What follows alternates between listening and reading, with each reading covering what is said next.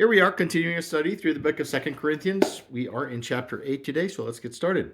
Verse 1, moreover, brethren, also brothers or sisters, brothers and sisters. It's just a term of endearment that Paul is using towards these people in the church of Corinth, saying, hey, you are my family.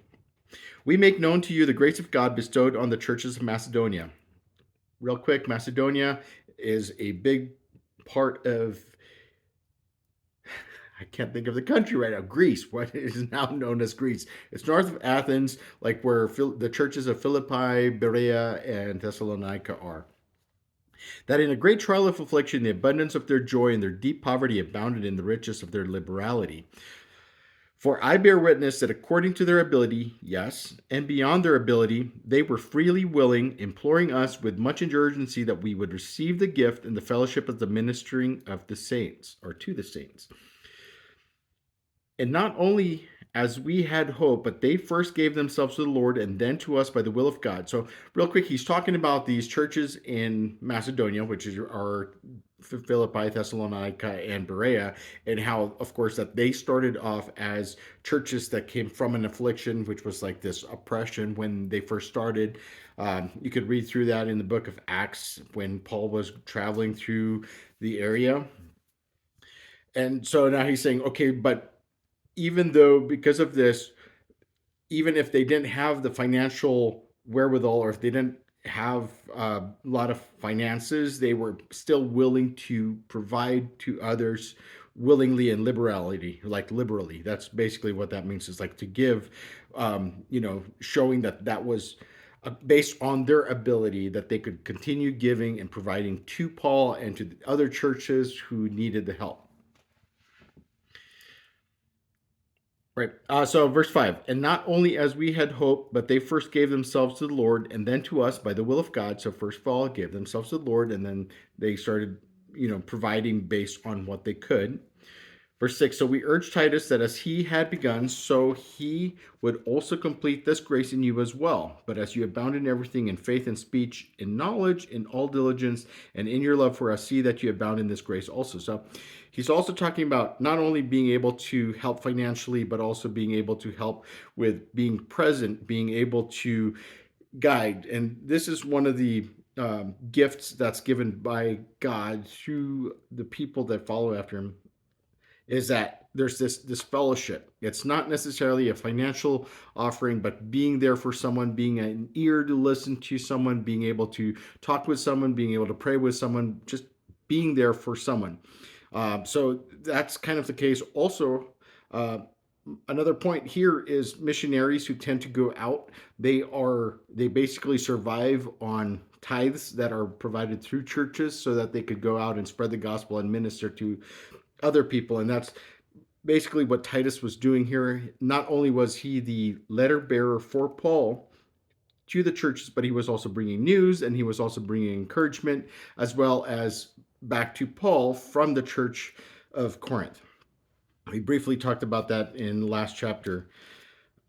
Let's continue. Verse 8, I speak not by commandment. So he's saying this is not a commandment that you be giving, but I am testing the sincerity of your love by the diligence of others. For you know the grace of our Lord Jesus Christ, that though he was rich, yet for your sakes he became poor, that you through his poverty might become rich. So this is talking about, there's also a letter from Paul to the church in Philippi that actually talks about this, where Christ, who is God, who has everything, he can do anything he wants to because he is God, but he gave up all those riches up in heaven to become one like us. That is this idea here that he became poor to be with us, so that when he comes and he dies, he takes our place that we might be rich through him.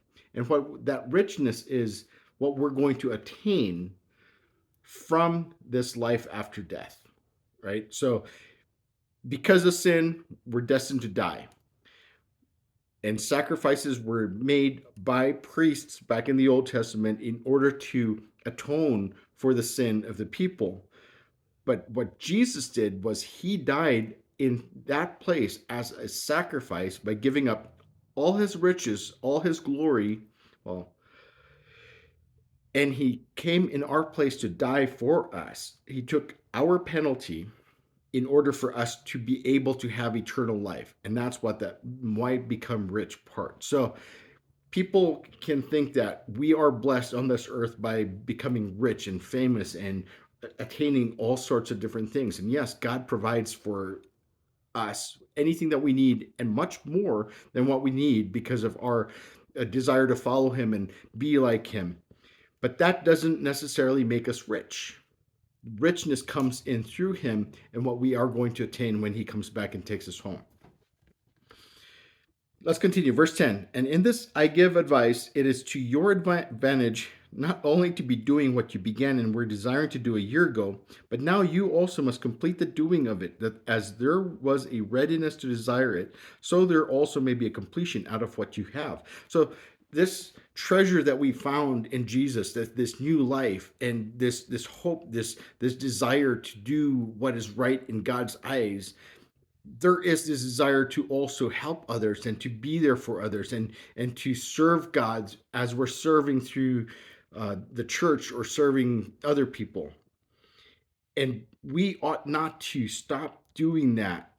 We have to continue showing what God has done for us by teaching other people what we learn from the Word, from what we're learning from the Bible and through church and through fellowship, so that, and also through our experiences, in order for us to be able to help others that are also going through that same experiences.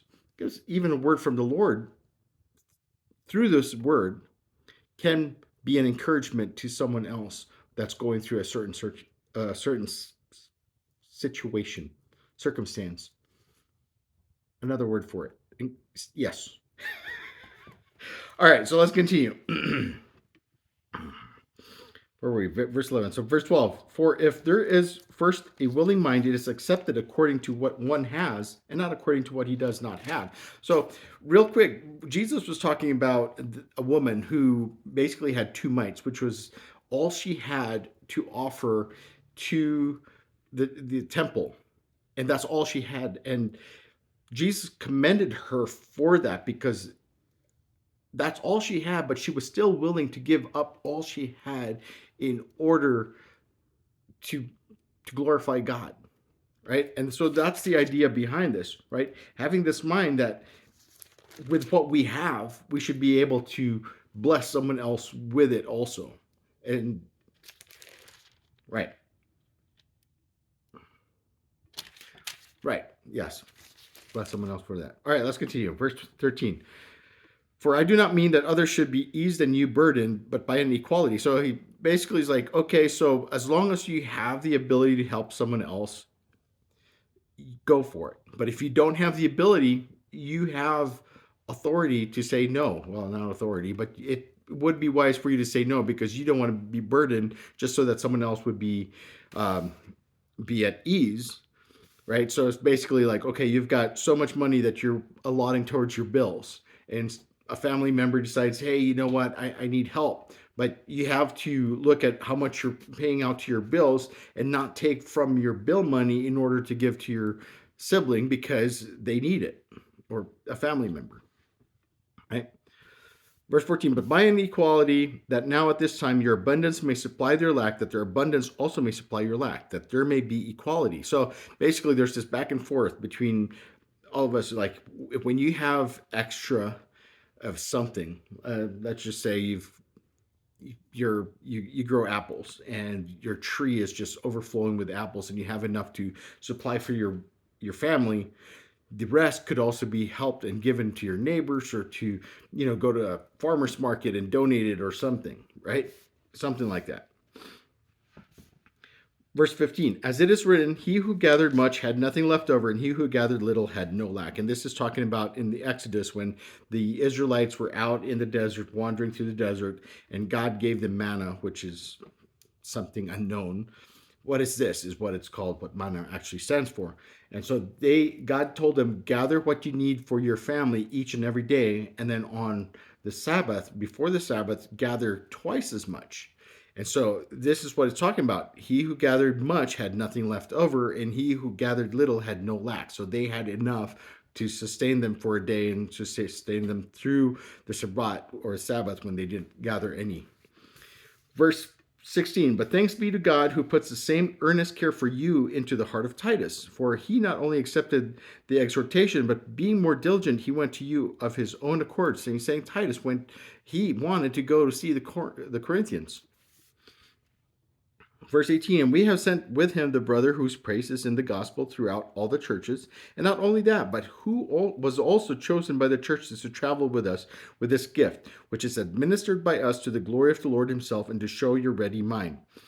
Avoiding this, that anyone should blame us in this lavish gift which is administered by us, providing honorable things not only in the sight of the Lord, but also in the sight of men. So this is a reminder that, yes, we can give liberally if we choose to. When we're doing it in the sight of God, and we're also doing it in the sight of men. But do not do it as in a way to get yourself a pat in the back so that, you're going to be basically puffing yourself up that you're doing such a great deed.